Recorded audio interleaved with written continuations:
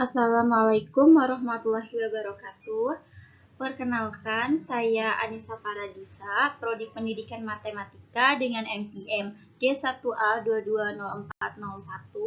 Di kesempatan kali ini, saya akan menjelaskan materi tentang solusi terkait dampak perubahan sosial dan pembangunan. Pengertian perubahan sosial dan pembangunan.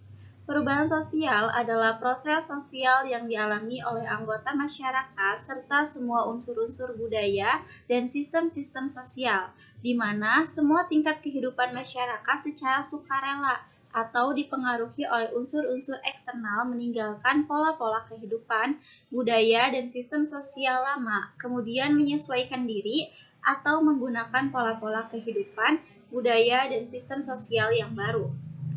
Perubahan sosial terjadi ketika ada kesediaan anggota masyarakat untuk meninggalkan unsur-unsur budaya dan sistem sosial lama dan mulai beralih menggunakan unsur-unsur budaya dan sistem sosial yang baru.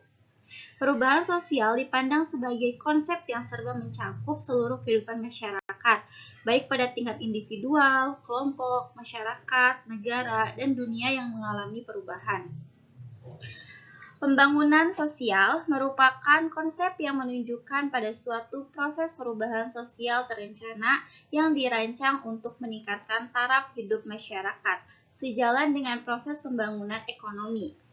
Artinya, pembangunan sosial diselenggarakan dengan tujuan untuk meningkatkan kualitas kehidupan manusia, yaitu terpenuhinya kebutuhan fisik dan sosialnya.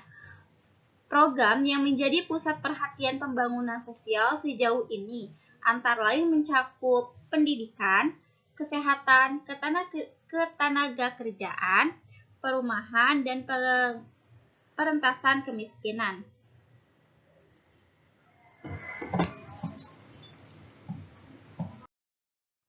Aspek-aspek perubahan sosial. Hal-hal penting dalam perubahan sosial menyangkut aspek-aspek sebagai berikut. Yang pertama, perubahan pola pikir masyarakat.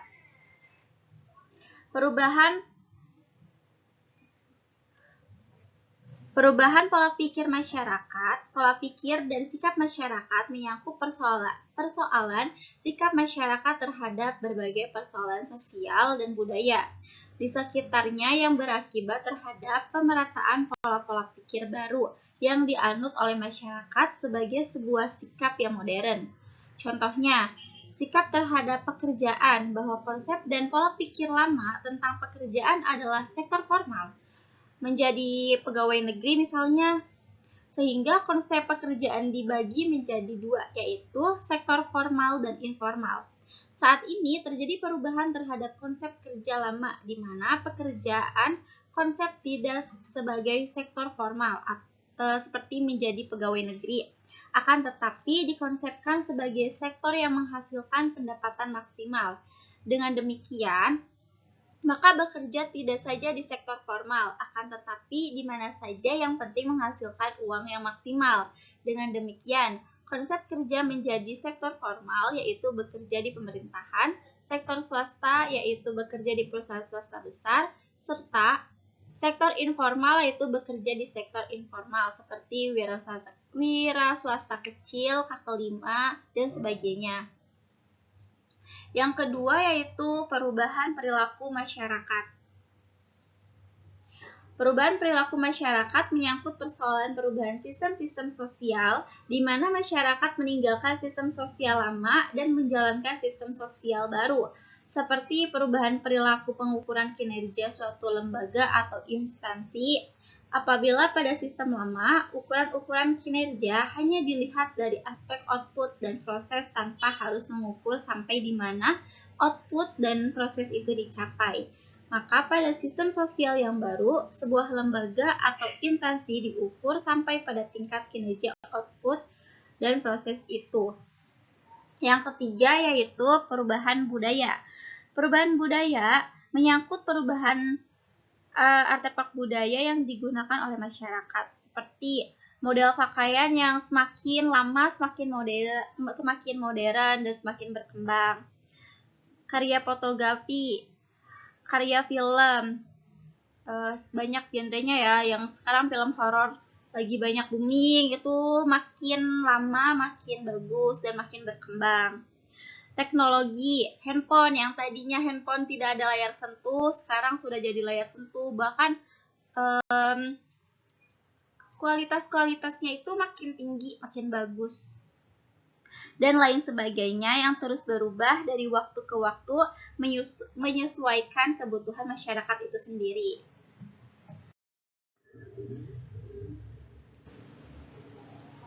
Dampak positif perubahan sosial dan pembangunan. Yang pertama yaitu meningkatkan kualitas hidup. Pembangunan dapat meningkatkan standar hidup masyarakat, termasuk akses ke pendidikan, perawatan kesehatan, dan fasilitas dasar. Yang kedua, penciptaan lapangan kerja. Pembangunan ekonomi seringkali menciptakan lapangan kerja baru, membantu mengurangi pengangguran. Yang ketiga, meningkatkan infrastruktur. Perubahan sosial dan pembangunan sering menyebabkan peningkatan dalam infrastruktur seperti jalan, listrik, dan transportasi yang mendukung pertumbuhan ekonomi. Yang keempat, akses ke teknologi. Kemajuan teknologi dapat meningkatkan akses masyarakat terhadap informasi dan komunikasi. Walaupun kita berjauhan, tetapi komunikasi tetap bisa berjalan karena teknologi. Bisa menggunakan video call yang bisa melihat wajah secara langsung atau telepon seperti biasa. Dampak negatif perubahan sosial dan pembangunan. Yang pertama, ketimpangan sosial. Pembangunan ekonomi yang tidak merata dapat meningkatkan ketimpangan sosial, di mana hanya sebagian kecil masyarakat yang mendapat manfaatnya. Yang kedua, penggusuran. Pembangunan seringkali memaksa pemindahan penduduk dan penggusuran yang dapat mengakibatkan masalah sosial dan ekonomi. Yang ketiga, kerusakan lingkungan.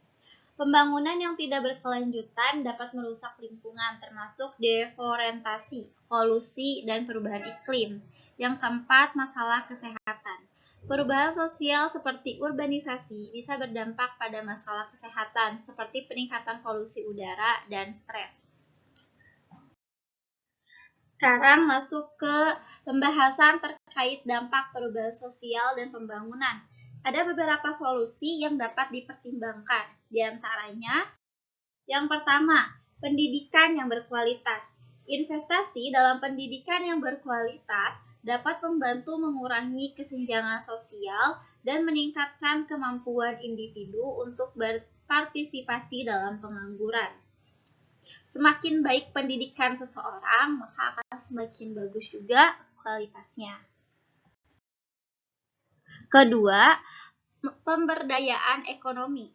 Mendorong pembangunan ekonomi yang inklusif dan berkelanjutan dapat membantu mengurangi kemiskinan dan menciptakan peluang ekonomi bagi semua lapisan masyarakat.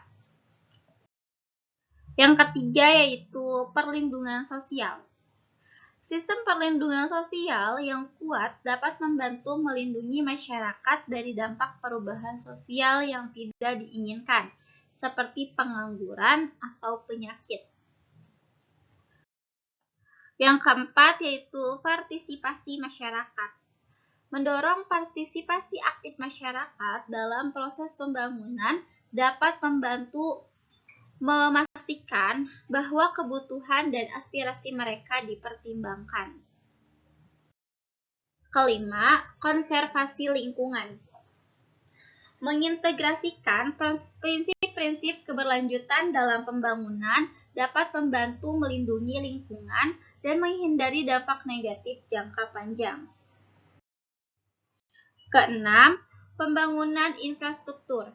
Investasi dalam infrastruktur yang memadai seperti jalan raya, transportasi umum, dan sumber daya air bersih dapat meningkatkan kualitas hidup dan aksesibilitas bagi masyarakat.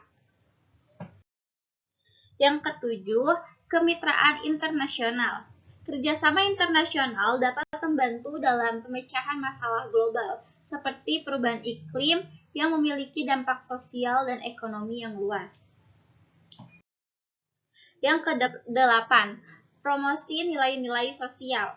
Mendorong nilai-nilai seperti toleransi, keadilan, dan persamaan dalam masyarakat dapat membantu mengatasi perubahan sosial yang mungkin menyebabkan konflik. Yang ke-9 yaitu inovasi teknologi. Memanfaatkan teknologi untuk meningkatkan efisien dalam berbagai sektor seperti kesehatan, pendidikan, pertanian dapat berkontribusi pada pembangunan yang berkelanjutan. Nah, inovasi teknologi ini kan sudah baik sekali ya.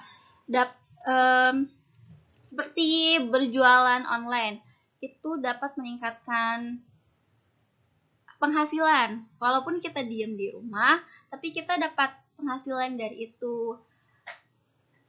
Pendidikan juga sangat terbantu dengan adanya inovasi teknologi. Seperti sekarang, jarang bertemu langsung secara pembelajarannya, tetapi materinya masih dapat tersampaikan, yaitu bisa bertatap maya melalui Zoom dan Google Meet. Sekian presentasi dari saya. Mohon maaf apabila ada kesalahan. Terima kasih. Wassalamualaikum warahmatullahi wabarakatuh.